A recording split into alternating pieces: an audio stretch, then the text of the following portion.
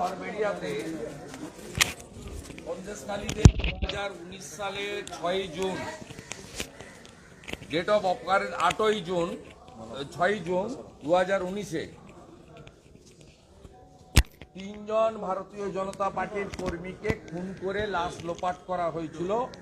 প্রদীপ মণ্ডল, দেবদাস মণ্ডল এবং সুকান্ত মণ্ডল।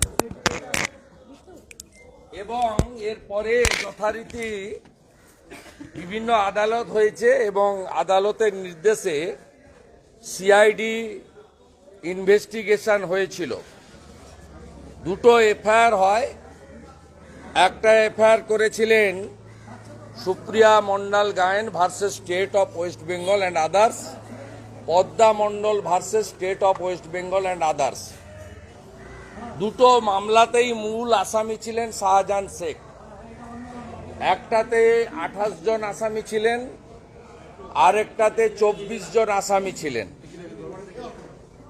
একটা মামলা সিআইডি তদন্ত হওয়ার পরে নাজাট পুলিশ স্টেশন কেস নম্বর 142 2019 সেই কেসে তারা চার্জশিট দেয় এবং চার্জশিট থেকে শাহজাহান শেখ সহ যারা প্রায় কার্যত সমস্ত অ্যাকিউজডকে, মোট 25 were named in the FIR, তাদের নামে একজনের নামেও চার্জশিট দেওয়া হয়নি। প্রাইম অ্যাকিউজড শাহজাহান শেখ, তার নামেও চার্জশিট দেওয়া হয়নি। এবং আরেকটি মামলা যেটা সিআইডি নিয়েছিল, পদ্মা মণ্ডল, এই মামলা এখানেও শাহজাহান শেখ তিনি মূল অ্যাকিউজ ছিলেন। এই মামলার চার্জশিট জমা করা হয় 2022 সালে।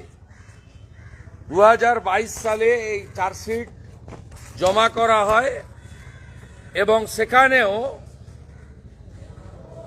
যারা অ্যাকিউজ ছিলেন মোট 28 জন, তার মধ্যে একেবারে দুটো নামে, একটা হচ্ছে মঈনুদ্দিন মোল্লা নিকনেম মাজেদ, মইজুদ্দিন মোল্লা অ্যান্ড জাভেদ আলী মোল্লা, এদের নামে চার্জশিট দিয়ে দেয়, পরে আবার বেলও দিয়ে দেওয়া হয়। আমরা আজকে সুপ্রিয়া মণ্ডল গায়েন এবং পদ্মা মণ্ডল তারা একটি রিট ফাইল করলেন কলকাতা হাইকোর্টের রেজিস্ট্রারের কাছে এই মামলাতে, এবং দুটি চার্জশিটকে চ্যালেঞ্জ করে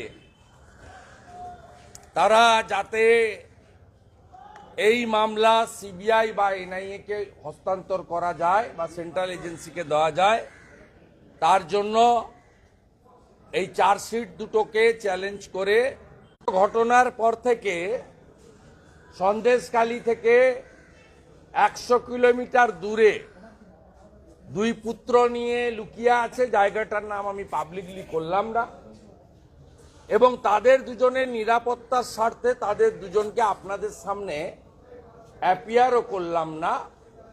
তাদেরকে আমি সেফলি তাদেরকে সেফ প্লেসে পাঠানোর ব্যবস্থা করলাম। এই দুই সাহসী মহিলা তারা আমাকে বিরোধী দলনেতা হিসেবে নিরাপত্তা চেয়েছেন। আমি সীমিত ক্ষমতার মধ্যে তাদের এই লড়াইকে কুর্নিশ জানিয়ে তাদেরকে নিরাপদে রাখার ব্যবস্থা করেছি। দুটি পরিবারের 9 জন এই মামলার নিষ্পত্তি না হওয়া পর্যন্ত বা যতদিন তারা মনে করবেন তারা সেফ হাউসে আমার তত্ত্বাবধানে থাকবেন।